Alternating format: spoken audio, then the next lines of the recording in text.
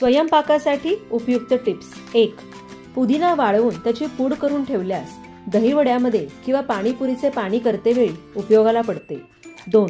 आपण बिर्याणीसाठी कांदा तळून घेतो तेव्हा कांद्यामध्ये 1 चिमूट साखर घातली तर कांदा लवकर कुरकुरीत होतो.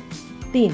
तळणीचे पदार्थ तळताना तेलामध्ये थोडे मीठ घातले तर कुठलेही पदार्थ तळताना तेल कमी शोषले जाते. 4. खीर करण्यासाठी दूध आटवताना त्यामध्ये जायफळ अजिबात घालू नये, त्यामुळे दूध फाटते. 5. इडली सांबार बनविताना सांबार घट्ट व स्वादिष्ट होण्यासाठी त्यामध्ये लाल भोपळ्याची 1 फोड बारीक चिरून टाकावी. 6. ओल्या खोबऱ्याची करवंटी निघत नसेल तर गॅसवर गरम करावी, लगेच खोबरे आणि करवंटी वेगळी होते. 7. दहीवडे बनवताना वाटलेल्या उडीद डाळीमध्ये थोडासा रवा मिक्स केल्यास दहीवडे अगदी नरम बनतात. 8.